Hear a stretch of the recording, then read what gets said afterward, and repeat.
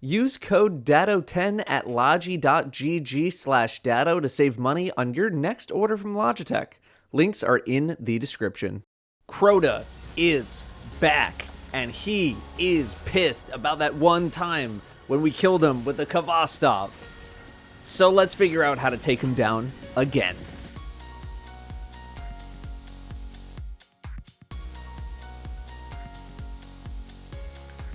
The Abyss is your first encounter, a dark labyrinth of lamps and, new to Destiny 2, swinging pendulums. There is also what will be the main core mechanic in Crota's End, which is the Chalice and Enlighten mechanic.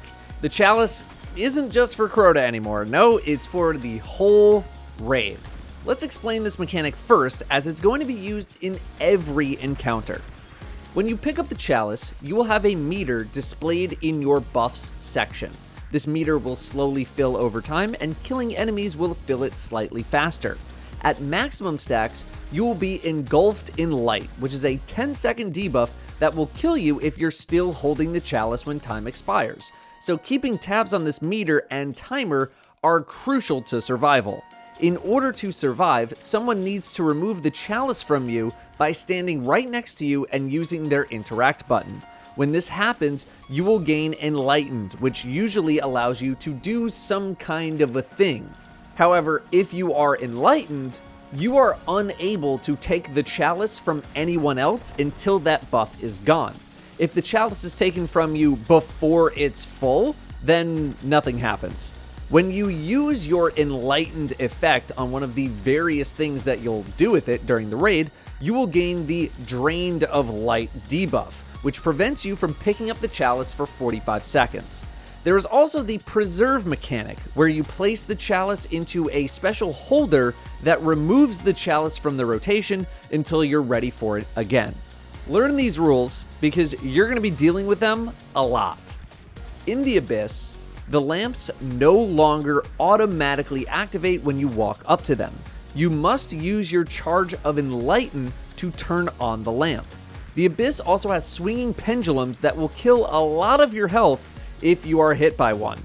At the beginning, they're not too bad, but as you gain stacks of Weight of Darkness and progress farther into the labyrinth, they'll be harder to avoid and they'll go in different directions, sometimes two at a time in various directions.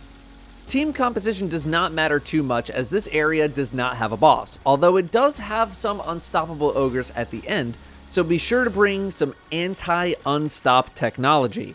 Both Strand and Solar Titans are great here for their various defensive capabilities, although it would not surprise me if on normal mode that most people just rocked an Arc subclass for Amplified. Solar Warlocks are more than welcome with their Well of Radiance, Arc Warlocks for Arc Souls, and Void Hunters are great for invisibility, for getting people out of a jam, and their tether. Ultimately, whatever you're most comfortable with will probably be good here. Weapons-wise, it can be risky to use an Eager Edge sword due to the game's very aggressive target tracking. One wrong swing can send you flying into an enemy you didn't even see, or into a pendulum where you can be killed. One trick is to try to look up as you're dashing with Eager Edge, but even that isn't perfect. Otherwise, wave frame grenade launchers are great, machine guns are great, almost anything is going to work well here as the main challenge is running this gauntlet. The main mechanic here is Engulfed in Darkness. Engulfed in Darkness is a 1-minute debuff that will kill you if it ever expires. It's just part of the encounter the entire time. In order to refresh the timer of Engulfed in Darkness, you must either activate a lamp or you must preserve the Chalice by placing it in a preservation node. However, these nodes are randomly placed next to certain lamps and won't be the same every run through, so you'll need to look at each lamp to see if there's one there. It'll be easy to tell because the preservation node will light up some lamps in front of you, so if you see a very dark lamp as your next one, the preservation node is probably at the lamp that you're currently at. The reason this preservation of the Chalice is important is that preserving the Chalice is what will enable the lamps to even be activated by Enlightened in the first place. No preservation equals no lamps. A Chalice that is preserved can be picked up immediately by somebody else who is able to pick it up. When it comes to activating a lamp, you need someone who is enlightened to turn it on. Remember that this buff is gained by the player who was holding a fully charged chalice when it is removed from said player. So, player 1 picks up the chalice, player 2 takes it when it's full, player 1 now has enlightened. Player 1 uses their charge of enlightened to activate the lamp. People's stacks of weight of darkness go down, and then you move to the next lamp. Note that you don't need to stop at every single lamp, but if you run out of active lamps, you need to preserve the chalice first before continuing. The lamp will be active long enough to remove 10 stacks of weight of darkness, but shortly thereafter will explode, killing anyone nearby, so don't stick around for too long. It'll start glowing a orangey yellow color and making a noise. That's when it's time to run. When it comes to passing around the chalice, you should try to set up some kind of an order to keep things moving smoothly. Assign an order for players to pick up the chalice from other players. Player 2 takes the chalice from player 1, player 3 takes from 2, etc. You shouldn't need the entire team to get involved, but it might end up happening for various reasons, so everyone should be ready to pick up the chalice on a moment's notice. Otherwise, the encounter is pretty self-explanatory. Run the gauntlet to the end of the abyss. You'll need to look out for pitfalls, which can vary in size and tend to be hidden behind rocks, the pendulums that will swing back and forth that might also hit you into some of these pitfalls, and the copious amounts of thrall that will be in the maze. I unironically suggest turning up your brightness if it gets hard to see. When you get to the end of the maze and reach the final plate, you'll be greeted with many more thrall, in addition to unstoppable ogres. You'll also be able to dump your enlightened buff into the plate that you're standing on to speed up the process of building the bridge to escape, and I highly suggest you do that. Keep fighting the enemies until the bridge is complete, but don't get ahead of yourselves. You can only step on pieces of the bridge that have actually formed. After crossing, walk into the light to move to the bridge encounter. The bridge encounter is the same in spirit as the Destiny 1 version, get people across the bridge and kill gatekeepers. But in Destiny 2, there's a bit more going on. Team composition again doesn't really matter too much, but you should try to build in a way that will give you good survivability, as there will be many instances where you are either by yourself or with only 1 or 2 other players. On contest mode, a tractor cannon made dealing with the gatekeepers very easy, but on normal mode, this might not be as important. But it's still probably not the worst idea to have anyway, depending on how difficult it'll end up being. Solar Titans, Solar Warlocks, and Arc Hunters will all be pretty nice here. I think using some kind of setup similar to what you would use in a solo dungeon experience is the ideal. Players should also have a way of dealing with barrier knights during the fight, especially players who may be assigned to an Annihilator totem. Solar Radiant works, as does something like Arbalest or Wishender. Both sides of the bridge are very similar in structure. One bridge-forming plate in the middle, with 2 Annihilator totems on the left and right. The rules here are simple. If someone is standing on the middle plate, aka the bridge-forming plate, the Annihilator totems get very angry. People need to stand on the plate underneath the Annihilator totems to make sure that they don't get too angry. If the totems get too angry, aka someone doesn't stand underneath the totem for a long enough time, they will wipe the raid. Both totems must be taken care of at the same time by 2 different people. That's the easy part. The ultimate goal is to have everyone cross the bridge and kill 5 gatekeepers in total to spawn another 5 gatekeepers and then kill them. So let's figure out how to do that. Split your team into 3 groups: the plate team, the totem team, and the flex player. The plate team will consist of 3 people, the totem team 2 people, 1 on each totem, and then the flex player who will roam around, potentially on tractor cannon. In Destiny 1, only the person with the sword could go across the bridge. In Destiny 2, the sword and someone holding the chalice can both cross the bridge. Enlightened is not allowed to cross the bridge though. It must be the regular chalice. When you start the fight, you'll pick up the chalice and start charging it. You'll then rotate it to another person who will rotate it to another person, the plate team. Enlightened can be dumped into the center plate to speed up the bridge building process. I do encourage 1 or 2 to get started, and yes, the building process is significantly longer than it was in Destiny 1. We started the fight with a 3-person rotation, all sharing the chalice, and immediately dumping their Enlightened buff into the bridge plate. It is very important that you drop the Enlightened buff immediately if you do a 3-person rotation, otherwise your debuff will not come off in time when it is your turn to pick up the chalice. A sword bearer will spawn after around a minute into the fight, who will drop a sword when killed, unsurprisingly. The sword bearer will also slowly regen their health if they are not damaged for a short time. Definitely keep that in mind. The sword can only be picked up by someone with the Enlightened buff, and that is also a very important note to remember. Swords in Crota's End no longer have a limited duration, they last infinitely. But if you drop a sword, you cannot pick it back up and it will despawn after a few seconds. Swords will also despawn if not picked up after about 10 seconds, dropping from a sword bearer. After taking a bunch of time to form the bridge, it is time to cross, and I'll give a full example after the explanation. You will likely want 2 people crossing at the beginning, the sword and the chalice.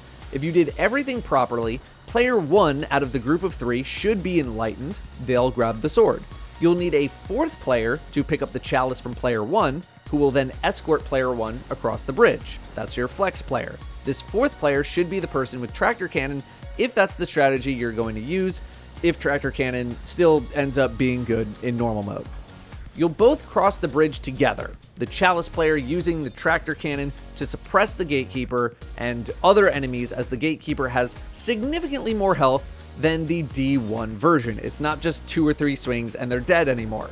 You can also freeze them, blind them, pretty much any crowd control. Hell, someone told me that they were flinging freeze turrets to the other side.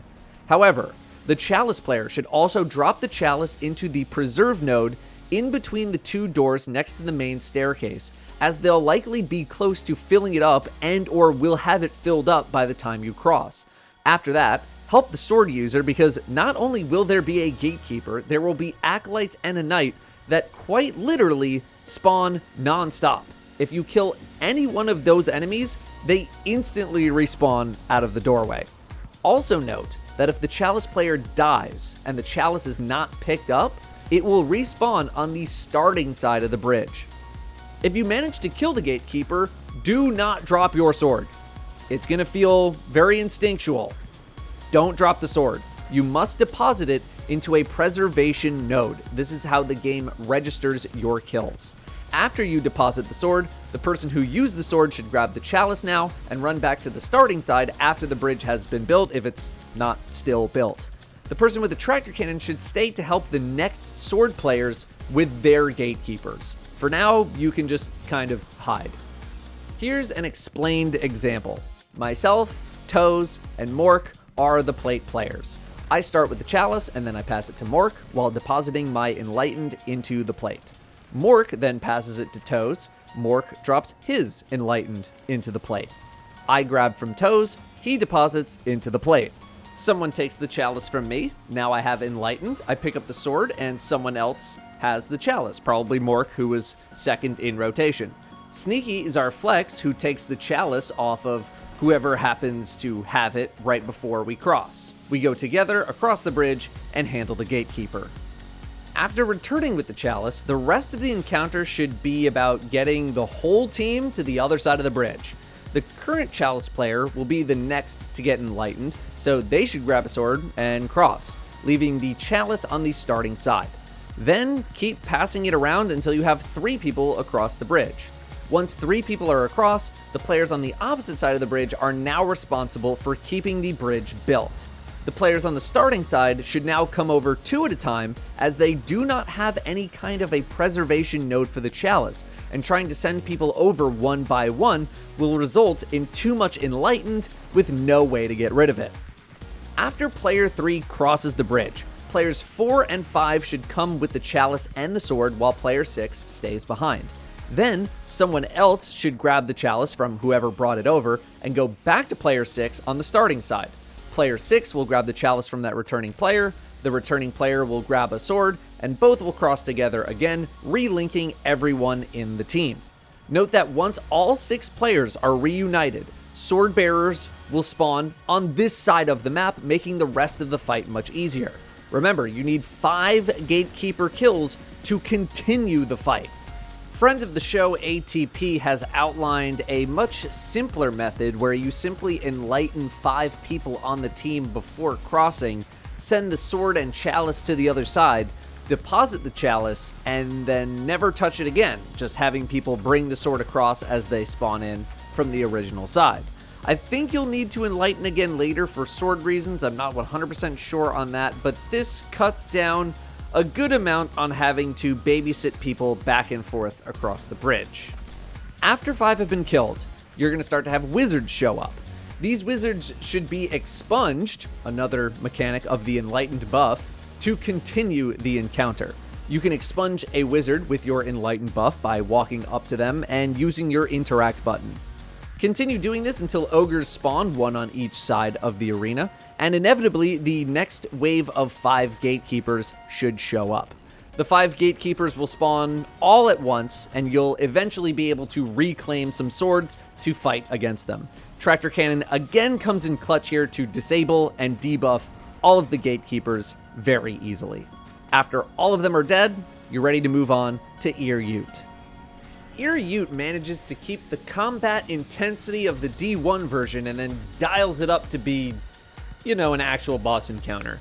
The goal here is to make Ear Ute vulnerable by finding all of the wizards, enabling the immunity shield that Ear Ute has, and killing all of those wizards in order to be able to deal damage. Team composition should be set up for boss damage. My team used G-Horn, Rockets, and a Divinity during the day 1 experience, and the reason we used a Divinity with Rockets was specifically to make a bigger spot to hit Ear Ute, as Ear Ute can have some crazy bouts of movement, making Rockets very difficult to hit, even with tracking. If you wanted to opt for more precision weapons like Linear Fusions or Leviathan's Breath, I'm sure that would be just fine. Wells and wards are very appreciated, although wells are easily better here thanks to the amount of damage and enemies that you'll find. If you have a shadow shot to work with, that is also pretty nice. Cenotaph Mask for warlocks goes absolutely berserk here, as there are dozens of yellow bar enemies spawning in almost the whole time, giving your team nearly unlimited power ammo. Split your team into groups of 3, 1 team to the left and 1 to the right. Your first goal is to eliminate all yellow bar knights everywhere. There will be several on the ground floor to kill in addition to the upper levels. After killing all of the ones outside, new ones will spawn in the interior next to the Crota crystal used to start the Crota encounter. There will be a total of 6 of these knights, 3 per side. After killing most of them, the Shrieker next to the blocked doorway will activate, and you should kill that too. Once both Shriekers are dead, 1 per side, the real fight begins. Ear Ute will have 3 wizards protecting her, all blocked behind green doorways that require Enlightened to walk through. However, there are 7 different rooms scattered around the arena, 3 rooms above the Crota Crystal, and 2 sets of 2 rooms on the left and right sides of the arena. My team labeled them with numbers. 1, 2, 3 were above us, 4 and 5 to the left, and 6 and 7 to the right. You can label them however you want. What you need to do during this frenzy is have people scout these rooms from the outside to see where the wizards are. Shriekers will fill the remaining rooms, but they do not contribute to the encounter whatsoever. In fact, they will probably ruin your run if you go in those rooms. Doors 6 and 7, aka the right side rooms, have significantly more difficult reads to make, as both the wizard and Shrieker tend to be fully covered by the pole that runs down the center of the room. This is something I hope Bungie adjusts, because making these reads may require very intimate knowledge of how the radar works in Destiny, knowledge that the average person is probably not going to have, nor has ever really been required of anyone. A strat I've heard about for the time being involves someone looking through walls with Wish Ender to see what's in there, or using True Sight Hunters to be able to see. You need to get so close to the green doorway that you risk burning your buff as a result, which is pretty annoying. Also, when you enter these rooms, you can't get out until you kill whatever is in there. A quick rundown of the radar tech that I'm talking about. Shriekers are technically classified as vehicles in Destiny and appear on the radar as a red circle. So if you see that, it's not a wizard. It'll also have an arrow pointing up or down. That's the direction of the Shrieker. However, one dot doesn't automatically mean one wizard and one Shrieker in an area, because it could be two dots just stacked on top of each other. You can see why this is annoying to deal with. So, after you gain access to the Crystal Room, you will also gain access to a new chalice. This chalice needs to be passed around to people so that they may gain Enlightened to enter these special rooms. While this is happening, players will be scouting around the map to find where the wizards are. While that is happening, the Crystal Room will have tons of enemies spawning at a near constant rate, including Yellow Bar Knights. This is a relentless attack that Phoenix Protocol Warlocks or Cenotaph Warlocks will be able to take massive advantage of, in addition to Arc Hunters and Solar Titans or anyone who really has an ad clear build. After the 3 rooms with the wizards have been located, the 3 players with Enlightened should split up and enter those rooms at the same time to kill their wizards. Once all wizards are down, the shield should come down and you'll be able to start damage. One thing to mention though is that once a wizard is killed, or if you take too long to get started, the Dark Liturgy buff will start ticking down from 45 seconds. When this starts, you have 45 seconds to deal the amount of damage highlighted in Iryute's health bar, otherwise she will wipe your team. This is so you can't take a super long time to coordinate or get your buffs or do whatever you're doing. If you manage to deal enough damage, you will continue on to another damage phase. You can also continue to deal damage to Iryute as long as her shield is down, well past the highlighted health bar. During this time, you can handle the chalice one of 2 ways. The first way is to drop it into a preservation node after you have enough people with Enlightened, which is located all the way downstairs where you initially enter the room. The other way is to continue passing it around during the damage phase. The benefit to the first option is that you don't need to worry about passing it around during the damage phase, but the negative is that you'll start gaining Enlightened much slower for the next phase, since you'll need to go all the way back down to grab it. The next damage phase is the same as the first, except now you need 4 wizards to be killed. The plan works the same way. The scout or multiple scouts need to find the targets while passing around the chalice. If you need a third phase of damage, you will now need 5 wizards to kill, making passing around the chalice during the damage phase basically a necessity, otherwise you may run out of time getting people their buffs. When it came to damage, not only is Iryute going to be attacking you, but she will potentially be moving around like crazy.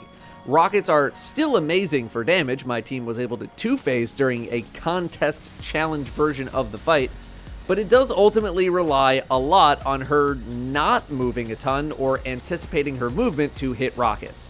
If you are struggling, try more precision weapons. This is a very intense fight with lots of combat, lots of running around, and lots of callouts. Try to keep comms as clear as possible. It would also behoove you to come up with some kind of order for picking up the chalice to keep things consistent. Finally, it's time for Crota. Crota is not the predictable raid boss you know from Destiny 1. He is much more deadly and much more complex. Team composition should be prepared for a boss damage setup. You may have seen a lot of contest mode clears stacking tons of warlocks for Well of Radiance underneath Crota's feet. However, this isn't something I really deem reasonable for the average clear on normal mode. It is not reasonable to ask for 3 to 4 warlocks for every clear of Crota's end. I imagine Well of Radiance will not be killed by Crota as easily on normal mode as it was on contest, and I also imagine you'll be able to tank more hits from Crota, so something like a healing rift might be able to just keep your whole team alive. However, I was not able to test what Crota actually does when his shield is removed and people don't stack underneath him for a damage phase, but I was told that he will shoot his arc attack and move around a fair bit, although not full sprinting at you. I'm sure once normal mode is out, that this will be a bit more apparent. If you do have enough Warlocks to stack a bunch of wells, then both the Lament and Legend of Acreus were putting in serious work on Crota. My team likes Legend of Acreus more, plus Tractor Cannon and Fusion Rifles with Controlled Burst. Titans with Banner of War will probably help out too. If you don't plan on doing a stacking well strategy, then you'll likely end up on rockets, damaging from a Knight Boomer Tower or somewhere opposite of Crota. It's not like there are that many other options. Titans should probably be on Solar or Void in case you need Weapons of Light. Our Lone Hunter was doing tons of damage with Star Eater Scales and Gathering Storm on Arc. I imagine Silk Strike will also get some pretty good damage too, but it's not a one-off super like Gathering Storm is. Crota is a fight with a lot of structure. There is a very specific order to go in, dictated by the game. The goal is to remove Crota's shield with Hive Swords from Sword Bearers. The fight will start inside of the Crystal Room with everyone gathered around the crystal.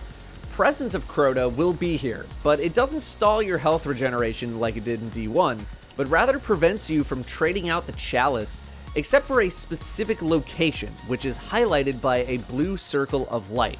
It can be in one of 5 spots. There will be quite a few enemies here to kill, just dispose of them. Once you go outside, 2 Boomer Knights will spawn in each of the 2 towers on the left and right side.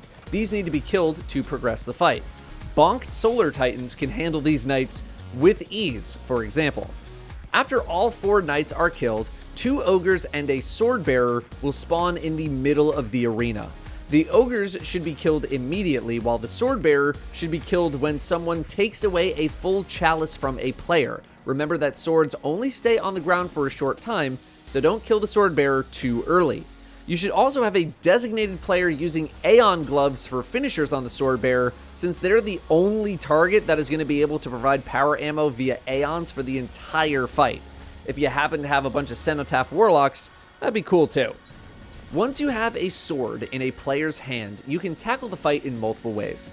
You can either send people one at a time to deal a bunch of shield damage to Crota and then get out, or you can stack multiple swords to try to do it all in one shot. My team ended up having to do both methods anyway, and both of them worked out pretty well. I'm not sure if normal mode will let players deal more damage to Crota's shield in one go versus contest, but you would think that you probably would. The sword combo that supposedly does the most amount of damage is a light attack, heavy attack, super, and then spamming light attacks until the sword goes away, which will happen pretty quickly.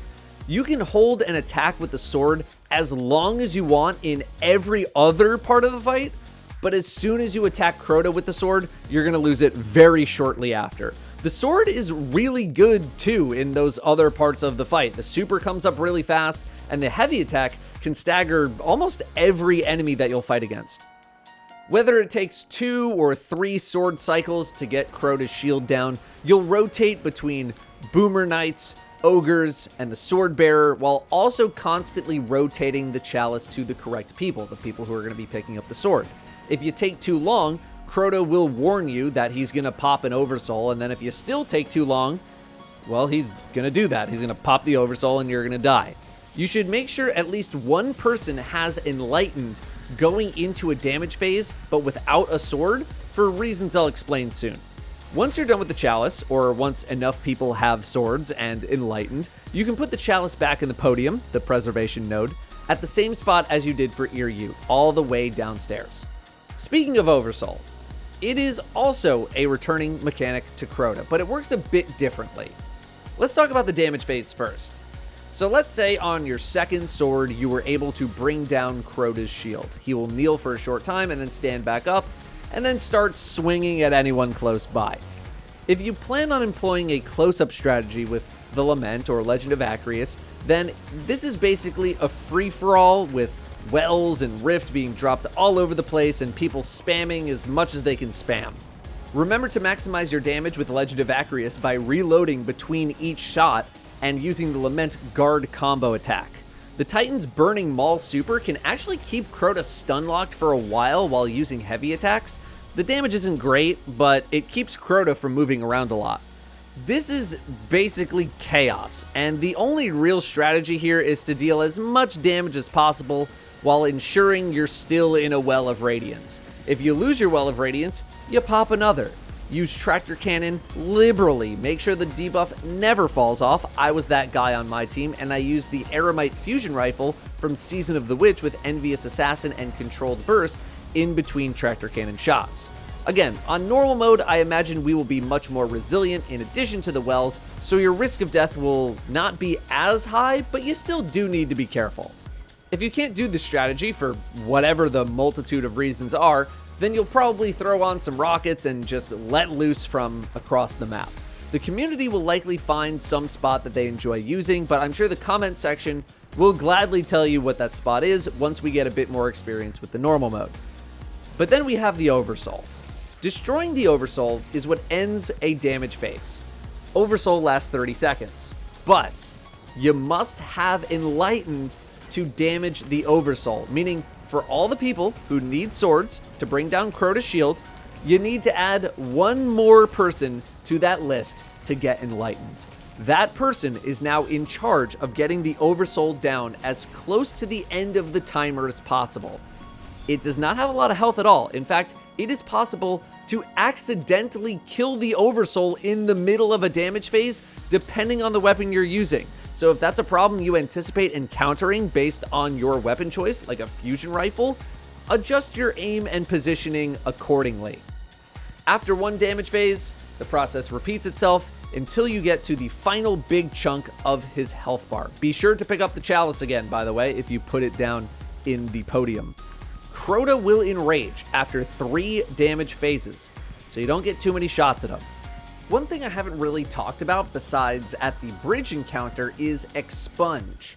People with Enlightened have the ability to expunge Crota and Iryut while they're vulnerable for a small bit of bonus damage as a way of getting rid of their Enlightened buff. My team never used this ability at all during our contest clear, and it's not something I'm envisioning most normal mode clears needing either. Maybe those clearing master will want to try to utilize it to squeak out just a few more hit points. Just make sure you still have someone for Oversoul. Ideally, you are only tipping his health bar over to Final Stand if you have full ammo. At least this was the case on contest mode. Contest mode teams would leave Crota at a sliver of health, knock it down with special weapons, and then use their big stuff for Final Stand. On normal mode, this is going to be a bit more lenient as you will deal more damage. Either way, when you tip him into Final Stand, he will kneel down and shortly after do an AoE around himself, knocking people back pretty far and dealing a bit of damage, so get away from him when you see this. This is a good time to use some shoot to loot stuff if you're low on ammo. Shortly after that, he'll become vulnerable again, and you must kill him during this time, otherwise you will wipe.